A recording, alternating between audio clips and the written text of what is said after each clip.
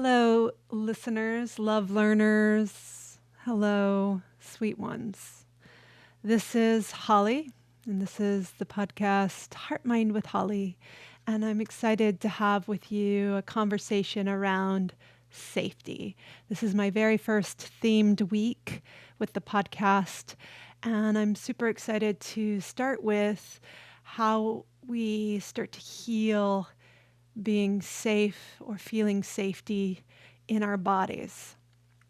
It's not a small topic, but it's getting right at the heart of my work personally, what I had to do, as well as what we do with yoga, breathwork, psychotherapy, and coaching.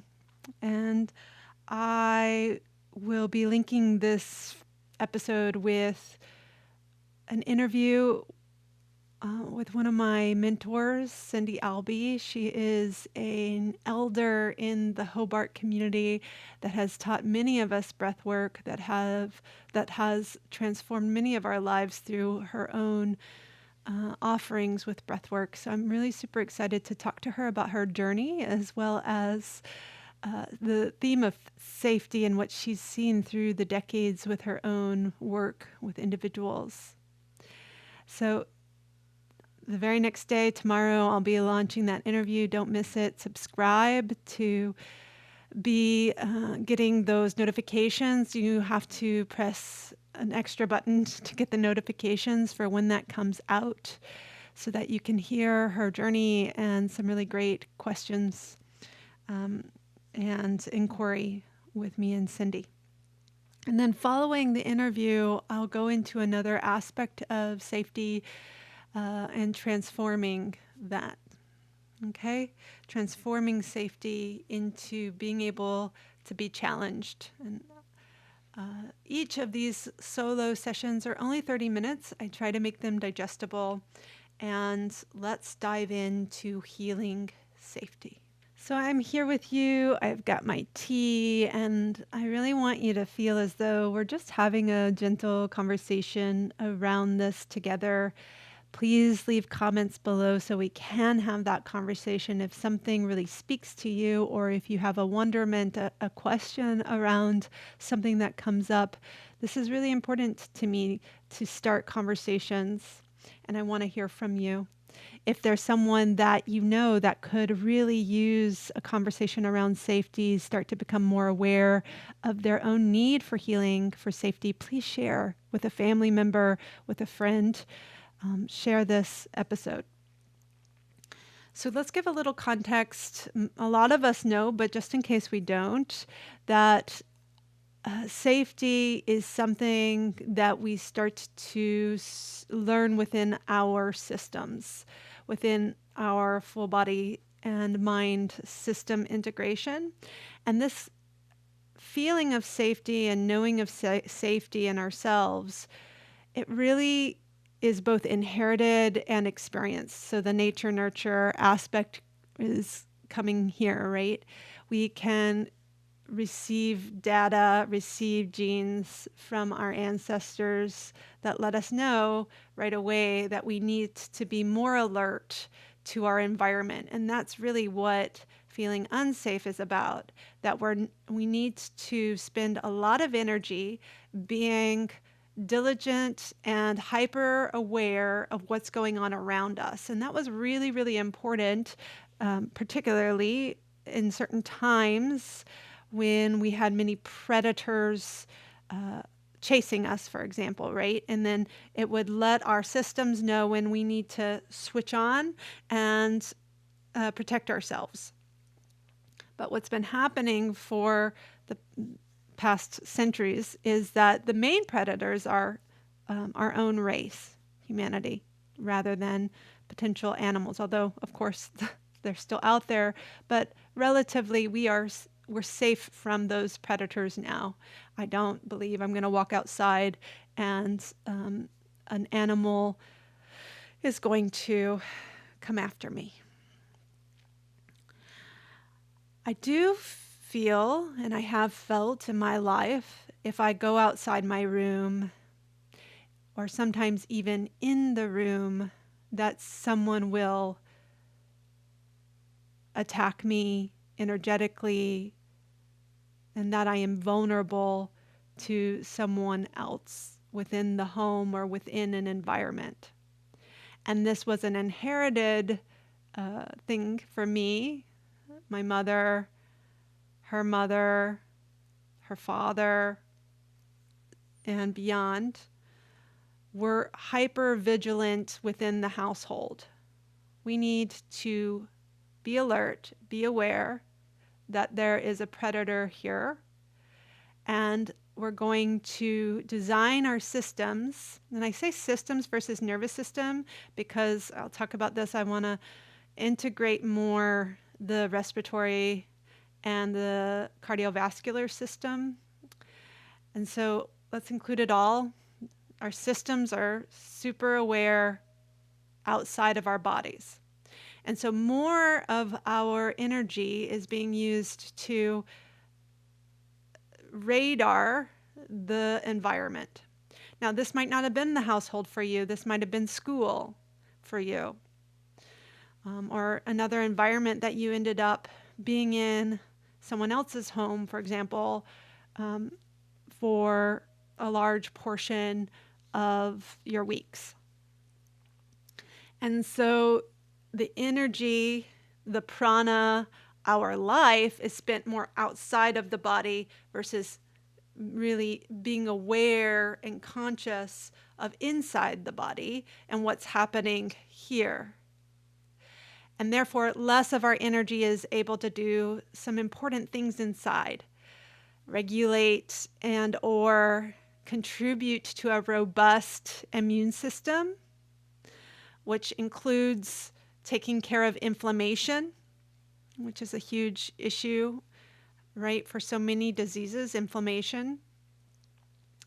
Being able to nourish and replenish the fluids of our bodies, circulate blood flow, circulate the nutrients that we're taking in, and digesting those nutrients so that digestion happening with ease is really important to transporting those nutrients to the rest of our body. And being able to go into the mind that is creative, that is purposeful for creating something new or contributing to society, contributing in our unique and yet, a collective human way.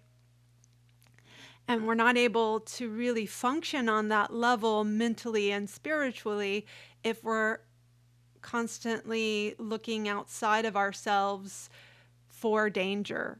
The polyvagal theory really, is a huge thing right now. And this is basically saying that there's a very big system within our nervous system, the polyvagal system, that starts to regulate this. But I see it a little differently. The more I've always felt this, but the more research I do, it's not a top up, which I think they talk about quite a bit, the people that have written on this theory. The heart, and this is getting to my podcast, the heart and the breath is one of the quickest ways to stimulate the polyvagal nerve, which will start to calm down the rest of your system. It'll start to calm down the autonomic nervous system. The difference between the autonomic nervous system, ANS, and the somatic nervous system, SNS, is almost like, let's use this analogy. So the ANS is like the Wi-Fi and Netflix software program that's just kind of running in the background. You trust it. When it's working well, it's like, you don't even think about it. You forget you have it, except for when maybe you get that bill every month, it's like, okay, yeah, I have this. And when it's running smoothly and it's automatic, it's just running in the background. Whereas the somatic nervous system is your ability with the remote control to change it, enjoy, digest and eat and be fed by whatever shows or by whatever programs you need to access on your computer or TV. And that's that choice and creative energy where you get to consume and contribute with ease, right? But when we're only in the mode of the ANS, it's almost like the internet has kind of gone out and you're like panicking and angry and trying to figure out how to get it going back again. And it's almost like you're chronically in that state of, why the hell isn't the internet working? Why the hell isn't, Netflix just popping up? What's going on? What have they done? So it's this anger, irritation, panic often comes up. And that's a really good analogy for how we might be feeling just in life as we walk through our life. And most of us, or a lot of us, particularly I think a lot of people that I'm talking to, are living predominantly in that state of, what the hell? Why is this not working? Why is this so hard? This should be happening. Panic, looking around, trying to find the answers, trying to fix it, right? And that's when the ANS is really switched on. So oftentimes the cost is symptoms. We feel the cost as symptoms. Anxiety, sometimes the hypo type response of depression, and sometimes it's dissociation. You'll start to feel certain symptoms. Maybe it's a lack of feeling at all in your body, numbness, disassociation. All of it is really taking away your life, really taking away your prana, your life force from the moment, which is in your body. And so your life force is getting sucked into the anxious thoughts, the, again, outer environment, the depressive thoughts. And that in that way, it's, again, trying to leave the body. When we're in that ultimate depression, right, we get into suicidal thoughts, not wanting to be here. So the cost is not really being here and being stuck, right? Not really being here, but here. In this room, in this life, but not really present. And that's the cost of feeling unsafe, is not feeling present in your own life. I know for myself, this is really hard to be aware of when you're in it. It just feels like one of two things. In my opinion, it goes into those two extremes. We have names for those extremes in yoga, but the extreme of being on fire in the panic and anxiety, or that feeling of not being able to move, complete overwhelm, and wanting to crawl into a hole. So it has those two extremes that we run into when we feel unsafe. And for a long time, we're taught and we see how we can get by and we can survive. We can survive if we continue to do focus on the outer environment in a certain way, right? Achievements or a program, or, this school is safer. But then the feelings of the subconsciousness keep moving through those spaces until you're able to reprogram, or in yoga, we call this build new samskara, where at the fundamental level in your system, in your nervous system, polyvagal system, in your respiratory system, and your cardiovascular system, on a deep, deep level in those places where your body and your mind are coming together, you know that you are safe. Until you really feel that knowledge, not just say it to yourself or theoretically understand that there's no predators around, but you feel it until you know that in your body and in your systems, then you're going to be programmed within your systems to keep the diligence up, to keep the hyper aware, hyper diligent energy outside of yourself. So like I was saying, it took me a while to be aware. One of the things I just knew was something's wrong. And there is something wrong if we are feeling unsafe when we're in a safe environment. And there's the kicker too, right? It comes to discernment. How do I know? How do I know and know for sure that I am in a safe environment? And that's another good way to start to become aware that you don't feel safe, is the inability to discern whether a space is safe or not. And if you're feeling like, I'm not sure, I don't know, how do I determine that? That's a good sign that you haven't done the work to understand and establish what it really does feel like. And that's where that's where I typically start to begin, starting to bring more energy into the physical body. And as we do that, the fear comes up. And most people feel when they come into a session, when they come into this work, whether it's with me, I've heard it with other people too, there's this type of fear excitement. They know they need to do it, but there's the fear of actually bringing more energy into their body because they don't know what they're going to find, and it might be unsafe. And there's a part of them that knows, what they're going to find, but they're not exactly sure if there's parts of themselves, parts of their bodies that are not going to be safe. So I'm going to invite you to reflect on this for you. Do you have a sense of established feeling of safety in your body?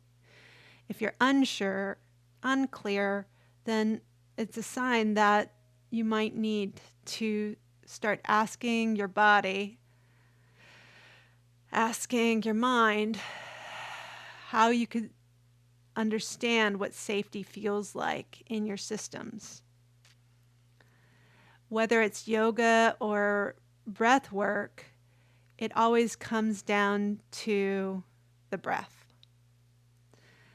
Am I able to take a deep breath? And I know that can get really annoying sometimes, right? If someone tells you when you are obviously triggered or in panic, sometimes that shows up in rage, take a deep breath.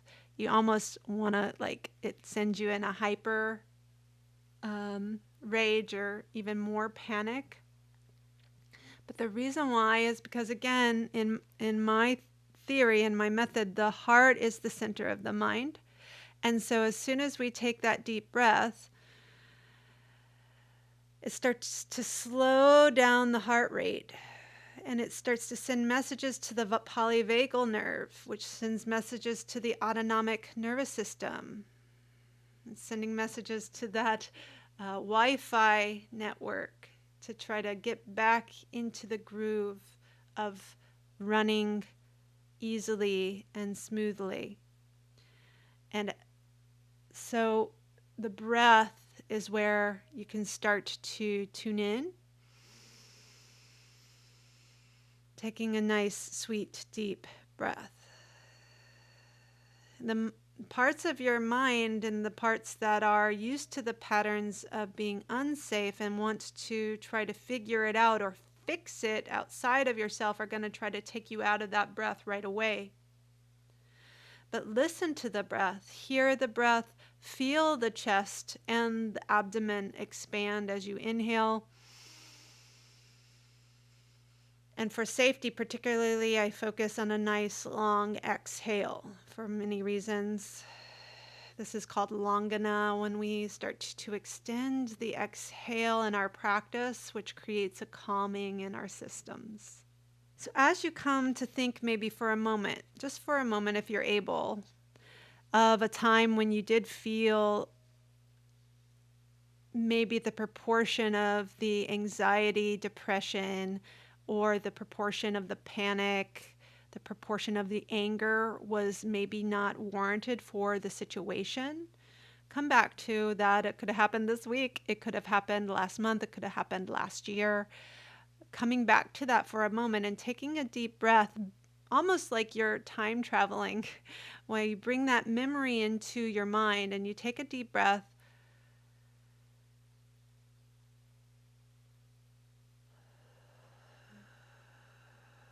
Good.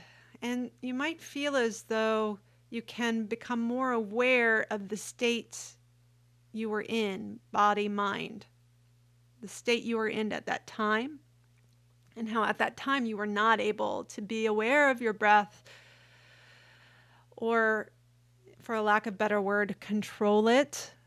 And that's switching on the somatic nervous system, the remote controlled choosing to take that big, deep breath.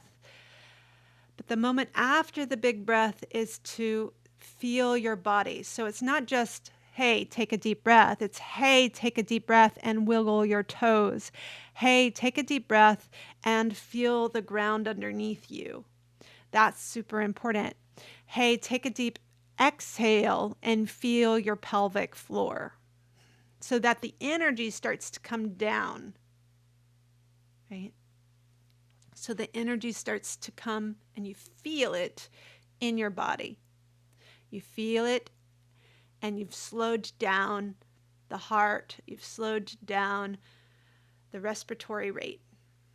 Now, the biggest affirmation that has supported me, and I say affirmation, but when I talk about affirmations, they're really embodied and they're emotive. They need to have emotion and epiphany along with it. It's not just something that you're saying in your head and trying to convince yourself to believe. If you're trying to say it and convince yourself, then you're trying to enter it through the rational, logical side of your brain. And the logical side of your brain knows, or is going to know after this show, like, yes, this is true. I want and I need to feel safety now. But there's another aspect of you, subconscious, emotionally, that needs to feel it, to make the affirmation land in these systems like I've been talking about, and land in the programming of the autonomic software. That one that's just running in the background. That's what we're trying to get into. And the biggest affirmation, it was so important to me in my own healing, was I am safe now. Because what happens when we weren't safe, and if you don't know my story, check out my story, Heartmind story here on this channel. But I was deeply unsafe as a child in so many regards, and there wasn't a home, at times not even a room, where I felt safe physically, emotionally, mentally. There were, I don't even think I'm being over the top here. I even have to fight saying that sometimes, but predators. There were predators around.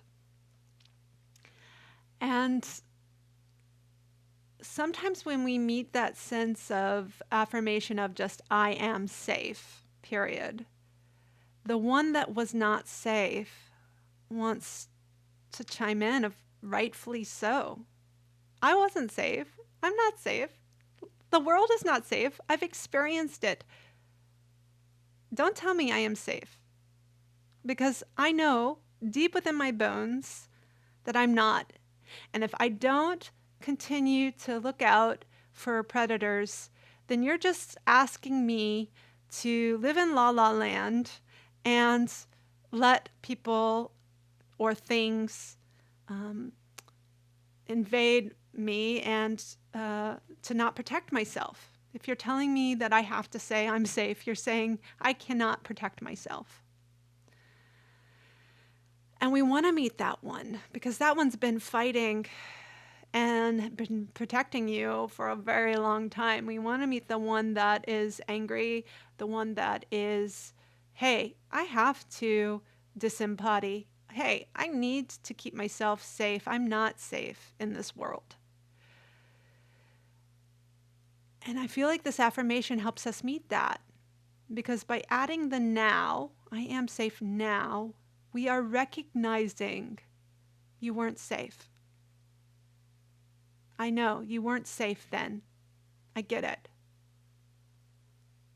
And that was deeply harmful. And in therapy, let's go through what that felt like and how that really was detrimental, which leads us to grief, what you've lost, the cost of that.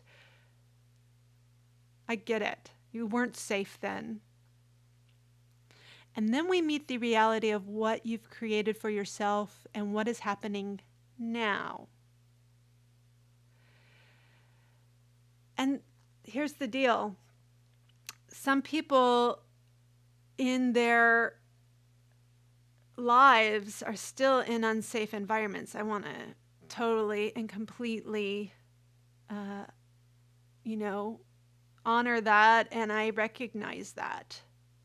But as we start to create more and more safety in our body, we will start to look for those environments as much as we can. And I get, there's privileged people and privileged spaces. I understand that. I've worked with people that have gone through war and have gone through horrendous circumstances that were definitely victims, and that's the point.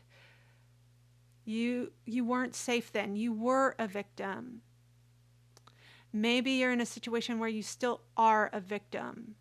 And so the moment might be very small.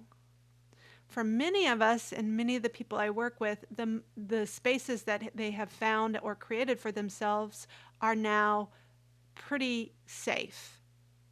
That's the majority of the people I work with. Meaning that they've created a home in which that they have a loving partner. It's not a perfect, situation, but they have a loving partner that cares for them. Or they have a family that they've created and chosen that cares for them. Or they're living alone and they're finding their communities that feel safe, inviting, and welcoming. But then the triggers of the unsafe spaces start to kind of really look for in the relationships or in those spaces where it's not safe so that it can be reinforced that they are not safe. So what we have to say is, and it helps as the therapist or as you create it in your own space right now, if you want to join with me, if you're in a room by yourself, no one else is coming in, whether it's because you live alone or because everyone has gone from the house and no one's going to be knocking or you've asked for your space. In that moment, you are safe now. And it's really important to find those safe spaces. That's why people love yoga studios, because it feels so safe to drop into our bodies, drop into our breath. And that's the calling of the yoga teacher or other type of therapeutic practitioner, is that they hold the space for you to drop in and feel, I am safe now. I wasn't safe then. I wasn't safe last week or whatever it is, but I am safe now. And then the autonomic nervous system starts to be switched back on to a calm, streaming, open Wi-Fi level. And it's in that space where we can start to deeply heal. can't we can't really heal in the other altered, unsafe space because we're switched on. What we can do is counter, but we can't heal. We can counter and create, but as we're counting, we're again trying to get to this place where we can affirm, I am safe now. So this affirmation is incredibly powerful for those two reasons. We're affirming that, yes, you were not safe or you are not safe in certain spaces. Yes, that's true. I hear you, and I'm so, so deeply sorry that you are or were a victim. I'm going to cry even thinking about it because it makes me so sad that that has happened to you where you feel that unsafe.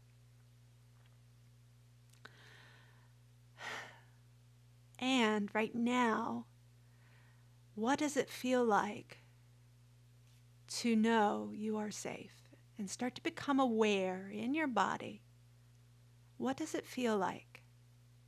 How does your bones feel? How do your organs feel?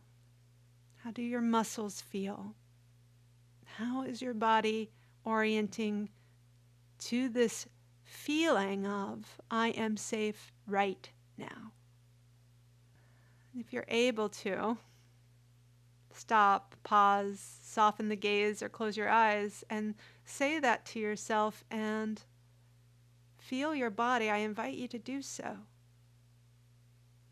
The more moments we can stop and feel that, especially for those of us that have been deeply traumatized in our systems, the more that will be the default state of resting in a regulated and abundant ANS and a slower heart rate, a calmer heart rate, maybe I should say. For some of us, it's too slow and we need to raise it up, get it pumped. There's that too, but a calmer heart rate. Because if it's too low, it's not calm either. It's not in that vitality state. Big, fuller breaths. And we're in that sweet balance of being creative, alive, awake, sweet presence. We're present in our bodies, present in the moment. For me, this affirmation came at a time when I was doing really big healing work around my sexual abuse and understanding through deep breath work that I am safe now, that I can move forward, and really helping me see that and acknowledge that I wasn't then, but I am now. And I can create safe spaces and to really acknowledge that my partnership, the space that I've created in my home, the room, the places, not only that they are safe, but that I want to even create them more safe for myself. And that's another thing that can happen is to recreate and to reinforce unsafety in the body. It's not that you're attracting it, it's just that you don't know how to build that for yourself, and so then unsafe events can start to you're like opening the door for unsafe events. So I know, for example, I did several unsafe things within my youth, my young 20s, with sexual partners, with just my drinking, and we've all, not all maybe, but a lot of us have put ourselves in places that we know we're not safe. We didn't build maybe the structures with friends. We didn't build what we need to make sure whatever we were partaking in or wherever we were going, that we were safe. Now, this isn't to say like I want to blame or shame anyone for not creating those places. I'm just inviting us to see that there is a connection between what we're feeling inside to what we're finding outside. And of course, I'm going to get to this in the transformation section. There's a truth in that being human, being in this world, there is risk, right? Like, you are not in full control of your environment. And so that alone starts to, I can feel it in my own nervous system saying it, oh, okay, then I better watch out. We just want to take ownership of when and how we are working with our systems, the somatic system. I choose this show. I choose this space. I choose to bring my energy back into my body, to feel my pelvic floor, my toes. I choose to say the statement and see how it lives and feels in my body. That's the SNS, the somatic part of our brain. And you can incorporate the heart. You can incorporate the passion and the purpose and the longing and your emotions. I know there's a big part of you that wants and longs for safety. And so that will and that desire coming from the heart, supporting, rebuilding, and creating those safe spaces within your home, within your communities. So I invite you to do this affirmation this week if you can within a yoga practice, if you're a yoga practitioner, within a breathwork practice, if you're a breathwork practitioner, or whatever your practice of embodiment might be. Try the affirmation out. What does it feel like? What does it bring up for you? And that's the pathway towards feeling more safe in your body, whatever it brings up for you. And my next episode, lean into it with Cindy. And we talk a lot about this theme and how it works within the work. And then I will be talking, I've already leaned into it a little bit, about challenging ourselves and how we need to transform safety in order to keep growing and keep evolving into ourselves. That's the episode. If you know someone that might benefit, again, please share it. Please share this conversation. And speaking of conversation, I do hope it is, and I would love to hear your comments. I will reply to them. If you have a question or just an experience, something that you would like to share on this theme of safety or anything I've said here today. As always, travel well, enjoy your prana, enjoy your life force. I'll see you next time.